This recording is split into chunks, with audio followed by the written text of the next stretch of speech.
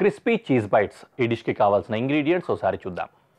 Cheese cubes, ఇది మనం cottage cheese తీసుకున్నాము, పన్నీరు, అలాగే ఎగ్ కోడిగుడ్డు సొన, అలాగే మైదా పిండి, బ్రెడ్ క్రమ్స్, వెల్లుల్లిపాయలు, chilli sauce, soya sauce, Schezwan sauce, ఇంకా కొత్తిమీర. ఇవి ఇంగ్రీడియంట్స్. ఎక్కువ స్టైల్ అంతా కూడా నిజానికి చెప్పాలంటే ఓరియంటల్ స్టైల్లో ఉంటుంది. స్టైల్ అంతా ఓరియంటల్ స్టైల్లో ఉంటుంది, కాకపోతే కాంటీ స్టైల్ ఆఫ్ డిషెస్ ప్రిపరేషన్ ఉంటుంది అనమాట. బ్రెడ్డింగ్, క్రమ్మింగ్ ఇట్లాంటివన్నీ కూడా కాంటినెంటల్ ఉంటుంది కదా, ఆ టైప్లో. మనము ఫస్ట్ పెనం పెట్టుకుందాం. పెనంలో ఆయిల్ కూడా ఉంది, డీప్ ఫ్రై చేసుకోబోతున్నాం. ఓకేనా. అన్లైక్ రెగ్యులర్ ఓరియంటల్ స్టైల్లో ఏం చేస్తాము, మామూలుగానే చీజ్ ఇట్లాంటివన్నీ కూడా ఫ్రై చేసుకొని తర్వాత సాస్ ప్రిపేర్ చేసుకొని సాస్లో సాతే చేసుకుంటాము. ఇది స్టైల్, అది తెలిసిన విషయమే. కానీ ఇక్కడ అలా కాకుండా క్రిస్పీగా అలాగే ఫ్రైడ్ చికెన్ లాగానో లేకపోతే ఫ్రైడ్ చీజ్ లాగానో ఉంచేస్తాం అనమాట. కాబట్టి ఇంగ్రీడియంట్స్ అన్నీ కూడా లోపలికి వెళ్ళిపోతాయి మ్యారినేషన్లోనే. సెజ్వాన్ మాత్రం డిప్ కోసం పెట్టుకుందాం, జస్ట్ అట్లా టచ్ చేసుకుంటే సరిపోతుంది. మిగిలినవన్నింటినీ కూడా మ్యారినేషన్ కోసం యూజ్ చేద్దాం.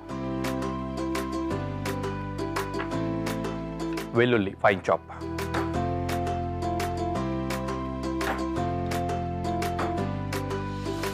బాగా ఫైన్ చాప్ చేసుకోబోతున్నా, ఎందుకంటే మ్యారినేషన్ కోసం కదా, ఎంత గుజ్జుగా ఉంటే అంత బెటర్.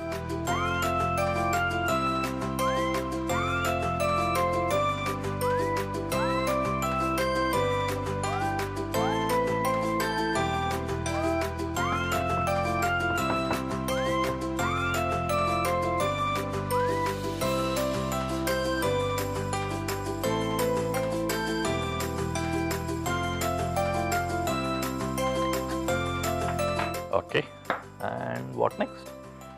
కొరియాండర్, కొత్తిమీర కూడా మ్యారినేషన్లోనే. ఓకే, తర్వాత గార్నిష్కి కావాలంటే కొంచెం వాడుకోవచ్చు, కానీ ఇది కుక్లో మాత్రం డైరెక్ట్ మ్యారినేడ్లోనే వాడేయబోతున్నాం.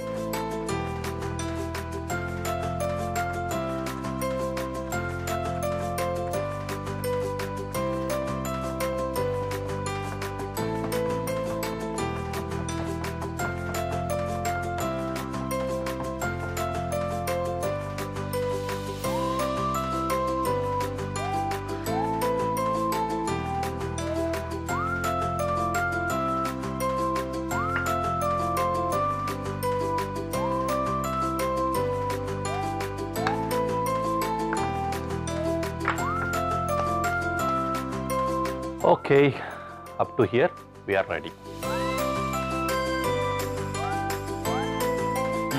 ఒక మిక్సింగ్ బౌల్, ఇందులో చాప్డ్ గార్లిక్, వెల్లుల్లి వేసుకున్నాము, అలాగే కొరియాండర్ వేసుకున్నాం,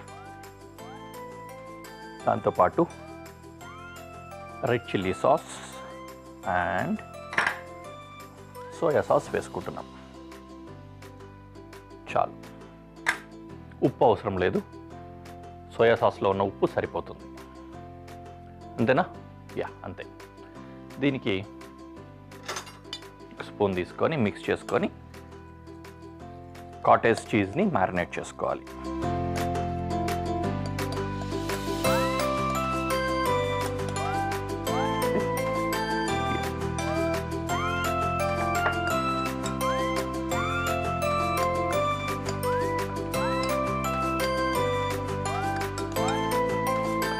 ఓకే, అలా పక్కన పెట్టేద్దాం. కాసేపు అలా మ్యారినేట్ అవుతూ ఉంటుంది. ఓకే, ఈలోపు పొయ్యి వెలిగించుకొని నూనె వేడి చేసుకుందాం.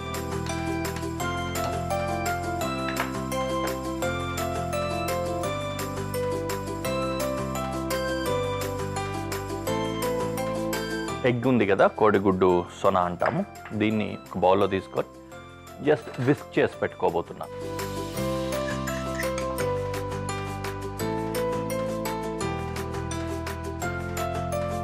కొంచెం చిక్కగా ఉందనిపిస్తే 4 చుక్కలు వాటర్ కనుక యాడ్ చేసుకుంటే కాస్త పలచగా అవుతుంది. ఓకే,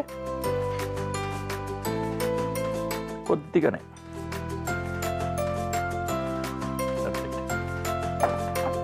మనము క్యూబ్స్ పన్నీర్వి చిన్న చిన్న ముక్కలు తీసుకున్నాము.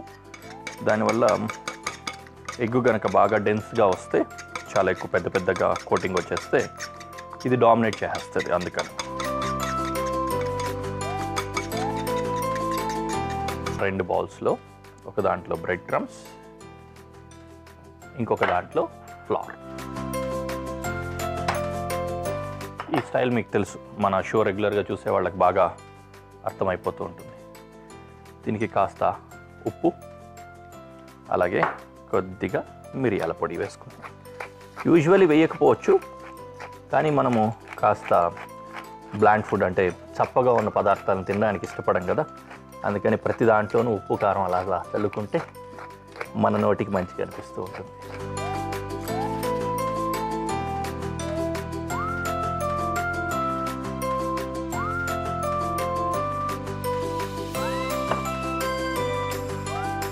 తర్వాత ఇక్కడ మ్యారినేట్ అయినటువంటి పన్నీర్ ముక్కల్ని తీసుకొని దీంట్లో డస్టింగ్ చేసుకోవాలి. ఓకే, మధ్యలో ఎగ్ వాష్ కూడా పెట్టుకున్నాం. ఫస్ట్ డస్టింగ్, తర్వాత ఎగ్ వాష్, తర్వాత crumbing, like that. Left hand use చేస్తున్నాను అది అని అనుకోకండి, ఈ స్టైల్ అలాగే చేయాల్సి వస్తుంది. ఎందుకంటే ఈ చెయ్యి తడిగా ఉంటుంది, క్రమ్స్ పట్టుకున్నట్లయితే అవన్నీ కూడా ముద్ద ముద్దగా చేతికి అంటుకుంటాయి. అందుకని బ్రెడ్ క్రమ్స్ని దాన్ని టచ్ చేయకుండా ఈ చేత్తో అలా చేసుకుంటాం. ఓకేనా? అలాగే మిగిలినవన్నీ కూడా చేసేసుకున్నాం.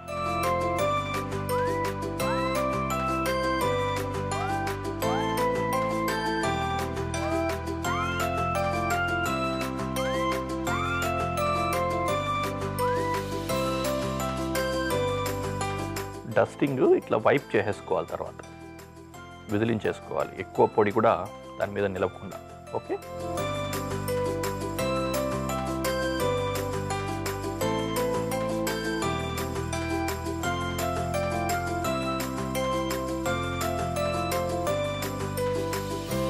One by one. కొద్దిగా పెద్ద సైజ్ అయితే ఈజీ అవుతుంది హ్యాండిల్ చేయడము, ఫాస్ట్గా చేసేసుకోవచ్చు. కానీ బైట్స్ అన్నాం కదా, మనం సింగిల్ సర్వ్ బైట్ లాగా ఒకసారి తీసి నోట్లో వేసేసుకునేలాగా చేసుకోవడానికి ఈ విధంగా చిన్న చిన్నగా కట్ చేసుకొని ముద్దు ముద్దుగా కుక్ చేసుకోవాలి.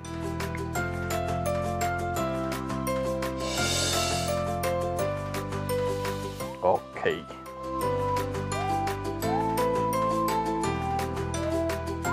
ఒకేసారి చెయ్యి కూడా శుభ్రం చేసేసుకొని వచ్చేసాం. ఆయిల్ ఎక్కువగా వేడిగా ఉంది, అందుకని కాస్త స్టవ్ ఆఫ్ చేసి వేసుకుంటున్నా. మళ్ళీ వెంటనే ఆన్ చేద్దాం.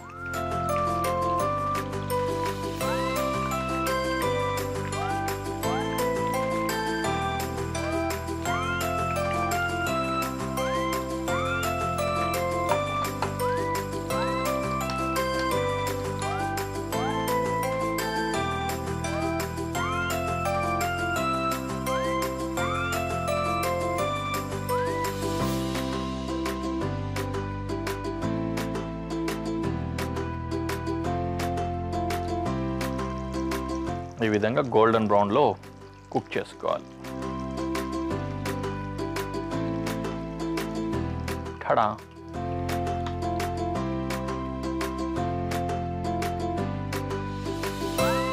ఓకే, క్రిస్పీ చీజ్ బైట్స్ కదా, చూస్తేనే క్రిస్పీగా అనిపిస్తుంది. Anyway, dish is ready. We can go to presentation.